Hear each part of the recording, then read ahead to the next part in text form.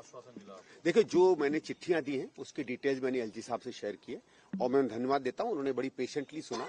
स्वाभाविक है कि एलजी साहब हैं, गवर्नमेंट के हेड हैं, वो अपनी तरफ से कोई कमेंट नहीं करेंगे। उन्होंने कहा कि जो भी मैंने कंप्लेंट्स दी हैं उसको वो सीरियसली तहकीकात कराएंगे और अगर उनमें कुछ उनको साक्ष्य दिखता है तो फिर उसके बाद वो ही इज अश्योर्ड कि वो फुल एक्शन इसमें लेंगे।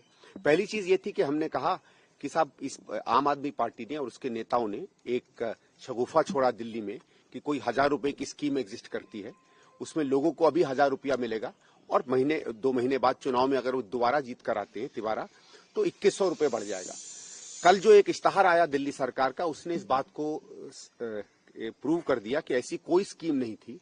यानी मुख्यमंत्री दिल्ली और अरविंद केजरीवाल जी खुलेआम पब्लिक को झूठ कर रहे हैं, फरेब कर रहे हैं और किसी फरेबी स्कीम के अंदर अगर आप लोगों का डेटा लें, उनको स्कीम भरवाएं तो ये धोखाधड़ी का मामला बनता है, जिसको हम लोग सामान्य हिंदी में 420 कहते हैं। और मैंने एलजी साहब से कहा कि जो भी इसका हो तो उनका नहीं, इसकी हम चेकअप करवाते हैं, अगर इसमें कोई तथ्य होंगे और आप जो कह रहे हैं सही है तो अप्रोप्रिएट एक्शन लिया जाएगा प्रशासन और पुलिस द्वारा। मैं उनका धन्यवाद करता हूँ। क्या है ये, उन्होंने ये नहीं कहा क्या करेंगे, ऑब्वियसली जो करेक्ट होगा। दूसरा, मैंने ये भी उनको बात बताई कि इस नाम पर फॉर्म भराए जा रहे हैं, जो स्कीम एग्जिस्ट ही नहीं करती है उस नाम पर आप फॉर्म कैसे भरा सकते हैं, वो भी अपने में एक बहुत बड़ा क्राइम है।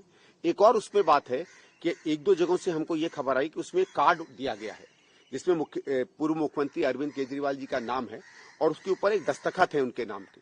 वो दस्तखत मैंने जब उनके कुछ पुराने दस्तखत जो मैंने देखे थे, आपको याद होगा उन्होंने एक एफिडेविट साइन किया था, उससे कंपेयर नहीं होते हैं। तो या तो कोई फ्रॉडुलेंटली उनके नाम पर दस्तखत कर रहा है अपने में जो एक क्राइम है, या ये उसको परमिट कर रहे हैं उनके नाम पर साइन करने के लिए। अगर आप फॉर करके लिखें तो परमिटेड होता है, किसी का नाम का कोई और अगर लिखे जो उसका दस्तखत नहीं है वो अपने में भी बहुत सीरियस क्राइम होता है। और क्योंकि केजरीवाल साहब की पार्टी ये कर रही है तो ये नहीं कह सकती कि मुझे नहीं मालूम है ये काम हो रहा है कि नहीं। फिर मैंने ये कहा कि क्योंकि इतनी महिलाओं के पास जाकर इन लोगों ने उनका डेटा कलेक्ट किया है, अगर चोरी से फरेब से कोई डेटा इकट्ठा हुआ है वो डेटा सरकार को रिट्रीव करना चाहिए आम आदमी पार्टी के कार्यकर्ताओं से। दूसरा, दिल्ली पुलिस से ये कोई आदेश देना चाहिए अगर इंक्वायरी सही होती है कि फिर ऐसी कोई भी एक्टिविटी अलाउ ना की जाए, क्योंकि मास स्केल में फ्रॉड का काम, जैसे कोई चिट फंड का फ्रॉड होता है, आप पैसे इकट्ठा करें, सरकार उसको अलाउ नहीं करती।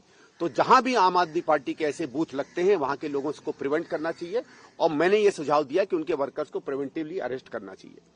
दूसरी जो घटना हुई वो कल हुई मेरे घर के बाहर।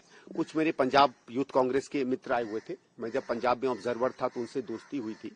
तो उन्होंने 2 ऐसे व्यक्तियों को वह पहचाना जो तथाकथित रूप से पंजाब पुलिस के दिख रहे थे। इन्होंने जब उनसे बात की तो वो वहां से निकल गए और इन्होंने जब पता किया तो उनको लगा कि वो पंजाब पुलिस के 2 अधिकारी हैं। तो मैंने, कुछ मेरे मित्र हैं पंजाब पुलिस में, स्वाभाविक है वो अपना नाम नहीं देना चाहते क्योंकि पंजाब की सरकार जो है वो विंडिक्टिव है और वो किसी चीज को सही नहीं लेगी। तो उन्होंने मुझसे कहा कि उनके पास जानकारी है कि पंजाब पुलिस के स्पाइस कह लीजिए, जासूस कह लीजिए, सीआईडी जो है मेरे घर पर भी और नई दिल्ली कॉन्स्टिट्यूंसी में भेजी गई है राजनीतिक सूचनाएं इकट्ठा करने के लिए, जो पूरी तरीके से गलत है। मैंने एलजी साहब से रिक्वेस्ट की है कि वो अपना ऑफिस यूज करके पंजाब डीजीपी पुलिस से बात कर लें और अगर ऐसी कोई बात है तो उसको प्रिवेंट करवाएं। तीसरी चीज, जब मैंने उस अधिकारी से बात की पंजाब में तो उन्होंने ये भी बताया, जिसकी पुष्टि हमें और जगहों से भी हुई, कि पंजाब पुलिस वहां से बहुत सा कैश जो आम आदमी पार्टी दिल्ली भेज रही है चुनाव के लिए, वो पंजाब पुलिस के संरक्षण में दिल्ली भेजा जा रहा है। तो उसमें मैंने ये कहा कि आप यही कर सकते हैं कि कोई भी वहां से गाड़ी आ रही हो उसकी आप तलाशी लें।